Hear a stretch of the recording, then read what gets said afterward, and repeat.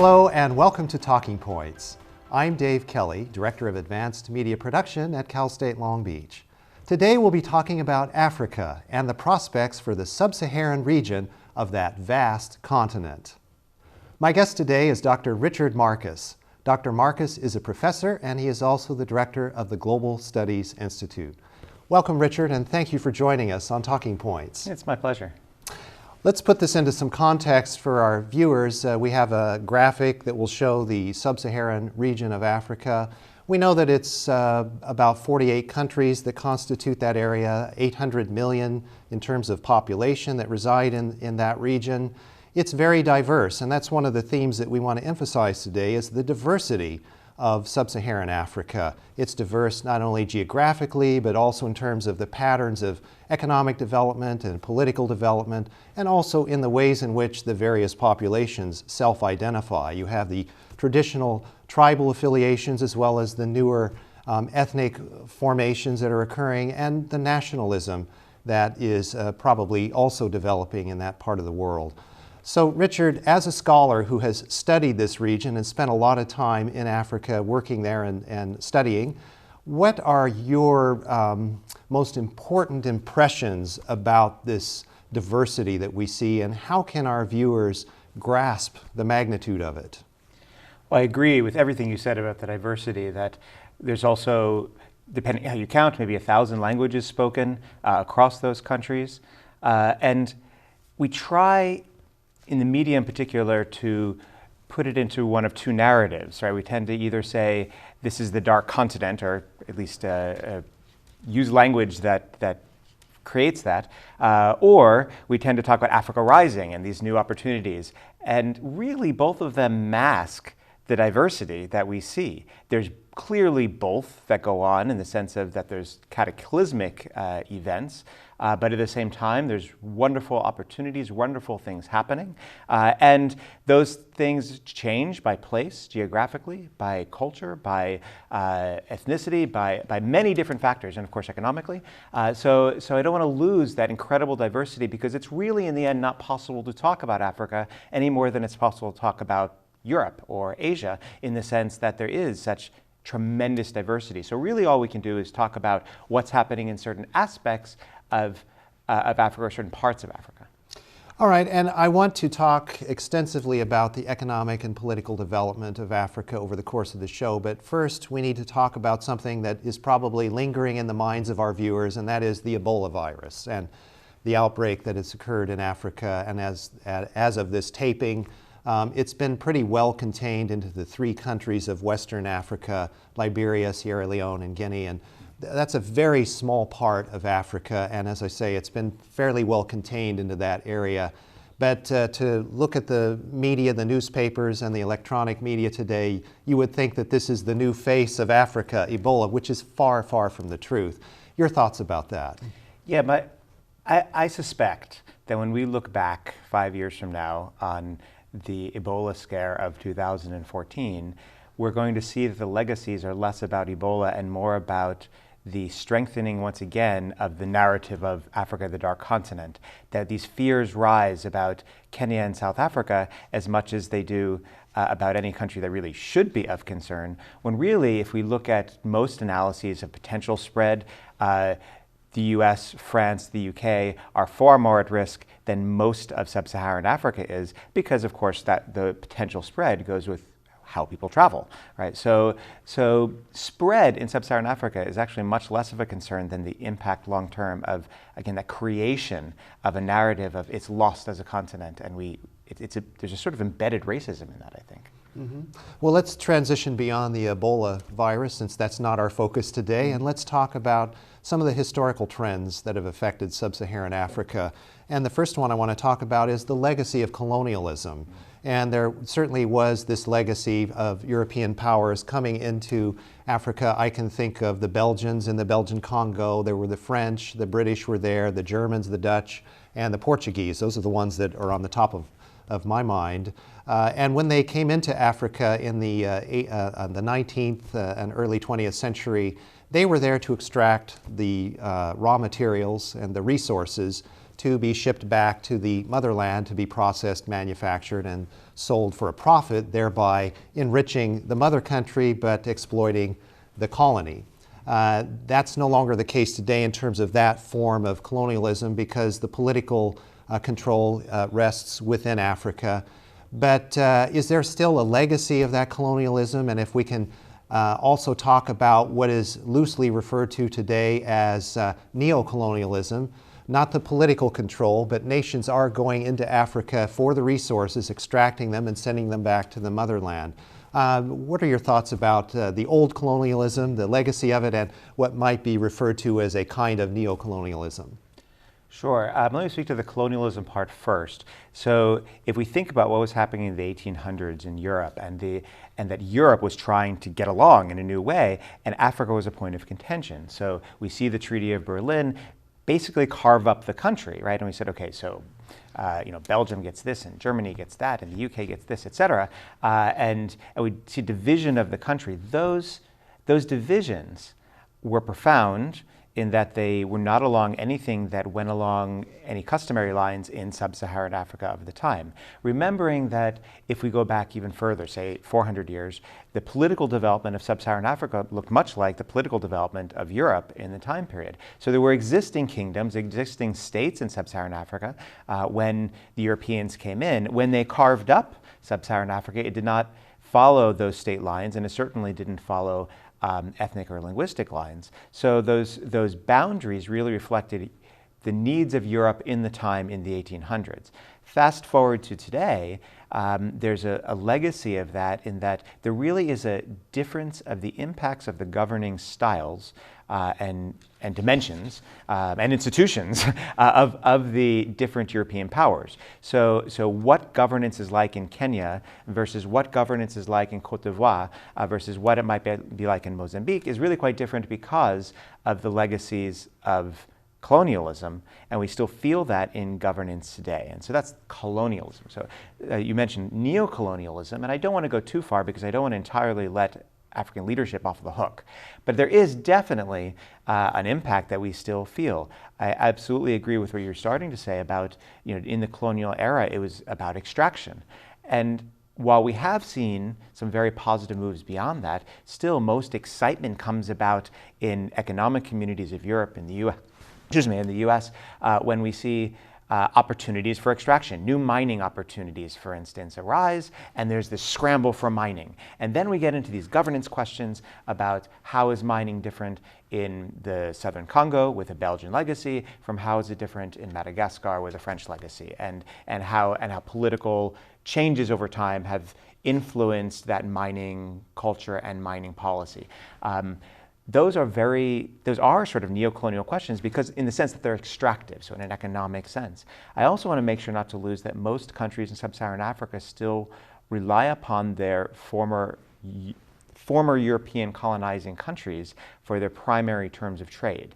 And that's also been important, and those terms of trade are more or less dictated by the more economically powerful country. So the terms of power distribution haven't radically changed, and that's problematic. Well, there's a new player in the game, and that's China. Sure. And China has been investing heavily in Africa in resource extraction, developing energy supplies, and mining, and so forth. How is China at playing the neocolonialism game? It's funny because we in the US constantly talk about China as a socialist country, even a communist country or something. And the funny thing is that they're beating us at our own capitalist game when it comes to Sub-Saharan Africa. So when we think about, say, again, I'll go back to mining in southern Congo, DRC, then look at the way American companies in southern Congo act and look at the way Chinese companies act, right? And that we tend to be bound by certain norms of environmental policies or human rights policies alike, and most of the Chinese companies do not. And so it's very opportunistic, and the investments don't tend to be infrastructural unless it somehow serves that investment.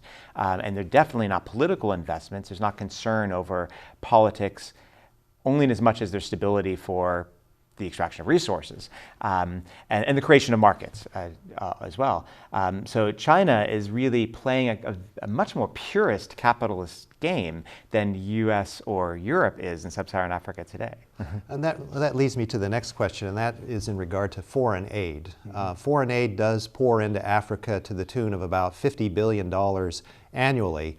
And there are some that say that foreign aid is creating a legacy of dependency, if you will, and it's also encouraging a kind of kleptocracy amongst the leaders, the corrupt rulers, who keep most of the money and put it in Swiss bank accounts, and a lot of it, most of it doesn't trickle down to where it really needs to go, to the people on the street.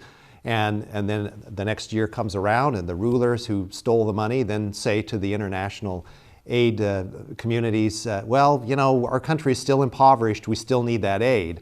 And so it keeps that cycle going, and it also, for the corrupt leaders at least, it doesn't encourage them to develop their own economies. So some people, Native Africans, have been saying, forget the foreign aid, just give us microloans to the individuals. Give the microloans of $300, $500 to the people on the street who can become entrepreneurs, who can develop businesses, can buy a sewing machine and start a sewing shop, can buy tools and create a bicycle repair type of industry, that type of thing. But that's probably not quite enough, just to focus on the microloans, and why? So I think there's actually three questions in your question, if I can sort of break them apart. The first is about the leadership question, that I do think that it was true that it's predominantly a question of kleptocracy. That is, you steal the money that comes from foreign aid. I actually don't think that's the predominant theme today. We still see it, but it tends to be using the money for clientelistic purposes. That is, building your own political networks, which is kind of different than filling your Swiss capitalism. Yes, right, which is something different than filling your Swiss bank account, right? Right. So building your own base in your own company, or giving preferential treatment to your own company. It's a much more sophisticated use of funds today. And I should say that with the wave of democratization, it's led to much more sophisticated ways in which we use development aid, and the leaders use development aid. So that's the first. The second about development, it is true, and it's a double-edged sword, right? That on the one hand, some countries are very highly dependent on aid, and they really need that for certain categories. On the other hand, it does create high dependence. And then the third category about microloans can be extremely beneficial, but at the same time, they tend to undermine in some cases the national infrastructure for critical areas such as education or healthcare, when there's microloans that are focusing on, say, school development or health facility development or the like. It often comes at the expense of that national infrastructure. So the what is a need in your question is, well, it does require some of both then. There's real opportunity in microaid, but not at the expense of other kinds of opportunities. Richard, this conversation is fascinating, but we have to take a break right now. Stay with us. When we come back, we'll talk about the positive stories and the bright stars in sub-Saharan Africa.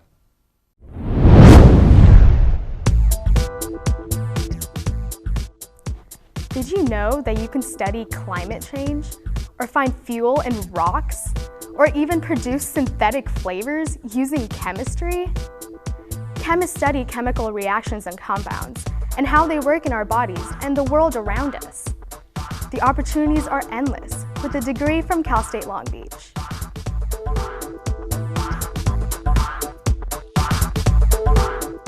Welcome back to Talking Points. I'm Dave Kelly. My guest today is Dr. Richard Marcus, and we're talking about the development and prospects for sub-Saharan Africa today. And Richard, before we went to the break, we were starting to talk about leadership in Africa, and where do we stand with the transition to more democratic forms of leadership, which began roughly in the 1990s? Right, there was great excitement in that period in the 1990s with new opportunity that was rising, and some of that has really been held on to. The crisis that we've seen rise is between democratization, which has actually been fairly successful, and quality of governance, which has not necessarily been so successful. And so leaders being able to deliver on the needs of the state and under the rule of law in a meaningful way in a system of elections. And that's really been the challenge in moving to the next level.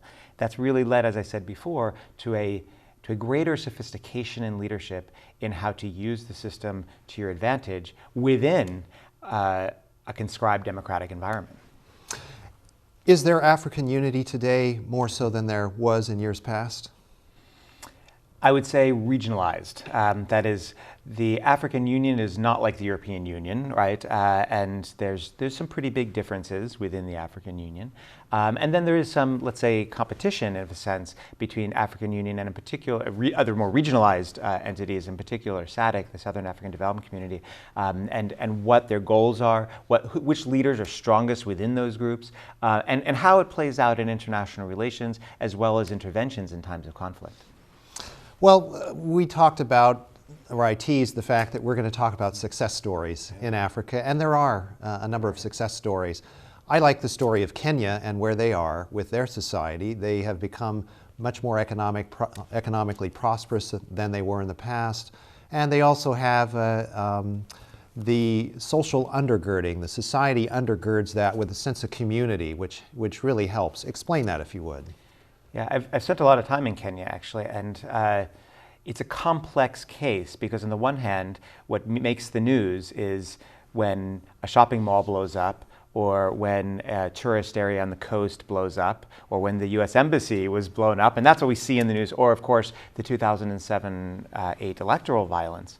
On the other hand, those are superficial in a way because it is really a success story in the sense of elections that in the end do work, a quality of governance that might be strained but nonetheless makes the country function, and most importantly, not just an economic growth, which has been significant in the country annually for a decade now, but also a growth in the depth of that with a growing middle class and entrepreneurial class and a reach outside of the capital that is not seen in every country. If I'm an investor and I'm looking for opportunities in Africa, would Kenya be a good place to put my money? And where are some other hot spots? And I don't mean Ebola hot spots, right, but economic hot spots which would be good for stable investments. Well, in every case, it depends what you're investing in, right? But so there are political questions going forward for Kenya without a doubt, and so there's built-in risk as there are anytime we're looking at emerging markets, right? But there are real opportunities in Kenya, in Mozambique, in Ghana, in South Africa, in Nigeria even. There are real opportunities as we see, again, a growing middle class means growing consumerism. We also see growing technologies at a very rapid clip. So who would have thought that we would see the expansion of telecom in the way we have in Sub-Saharan Africa, or of internet in the way that we have? And that means entrepreneurs who came in and said, Orange, for instance, a large telecom, saying, we're going to put up towers because people are going to buy phones, right? And so there's opportunity there, right? As well as, again, across sectors in Coca-Cola, which is broadly expansive. People will pedal their Coca-Cola on their bicycles into the most rural of villages, so you can sell Coca-Cola. So it depends what the product is, right, that you're trying to sell. But there is, in these real economic success stories, such as those I just mentioned, opportunity there. Well, you mentioned telecom, and I think this is really important because the wireless technologies that we have today and also the digital revolution with the internet allows folks in Africa, even at the village level, to be part of this global village. Explain a story that you mentioned to me in an earlier conversation about how people in some of these very small villages are using the internet to help sustain their businesses. You know, it's really transformational. I can remember 15 years ago, let's say, where there's such a divide because I'm sitting here trying to figure out where I can get internet or something when I'm in the capital, and I'm certainly stuck on my email when I'm back home. But as I'm working in rural areas, if someone wants to get a hold of me, there are no phones, there is no internet, someone has to drive a long way to come find me, right? Then by the mid-2000s, okay, I can get satellite technology and the like.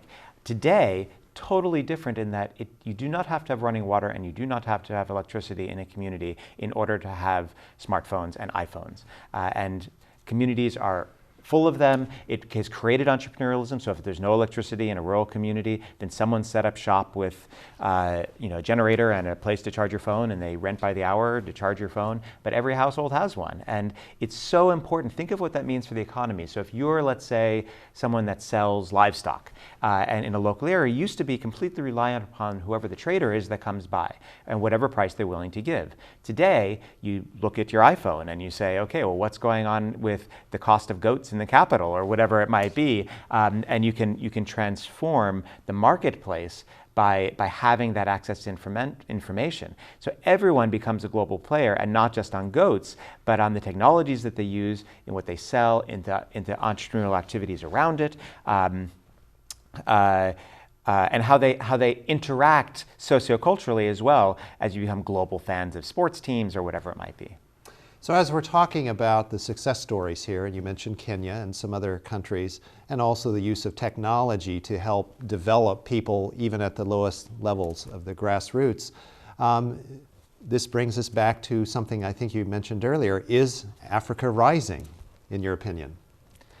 I still stand off from the large narratives of is it rising or is it the dark continent. Instead, I would say there are such wonderful bright spots of Africa because it's so diverse, and there's so many places that it's so wonderful in terms of economic rising, yes, in the terms of sociocultural adhesion rising, or governance rising, opportunity rising in so many different places. And it's so exciting to watch when we see that. Of course, at the same time, there are places where there's civil war, or there's been coups, or there's these other kinds of problems, and we have to watch them carefully. And of course, most dramatically, some of them are both, right? That have these problems of violence at the same time as they present these really wonderful opportunities. And one of the other issues that the Sub-Saharan part of Africa has overcome has been the problem of apartheid, which did exist for a couple of hundred years, and they were able to overcome that in recent years. The two examples that I can think of: South Africa, of course, with Mandela, and then Zimbabwe, which used to be called Rhodesia, not doing so well. Give us an example of the contrast between the two, and why one has done so much better than the other. And if I can add a third, actually, Kenya, because the three of those together were the settler states of the UK, right, where there were large British populations in those countries. So Kenya dealt with it essentially by after the Mau Mau rebellion. We see a period where there's just a very particularized Kenyan local governance structure that's set up. In Zimbabwe, independence came much later, and that question of race was not dealt with in a meaningful fashion until it became more of a problem, and we saw President Mugabe say, "This is done," and just massively kick out white farmers, which led to economic crises that were very dramatic, and that happened concurrent with many other things he was doing of high question.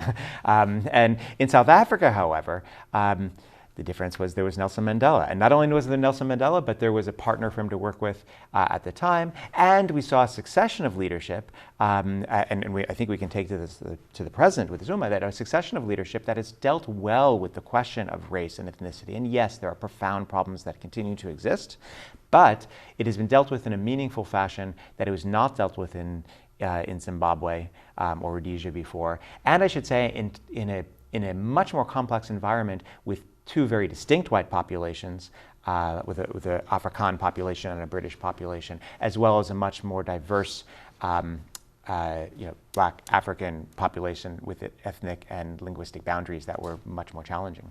And I think in the case of Zimbabwe, one of the biggest tragedies there was the fact that, as you said, when the white farmers controlled the plantations and farms and so on, they were a net exporter of food and were generating a lot of income for the nation as a result. But when the white farmers were thrown out and the land was redistributed, those that took over didn't have the skills and the knowledge, the institutional knowledge to run those institutions.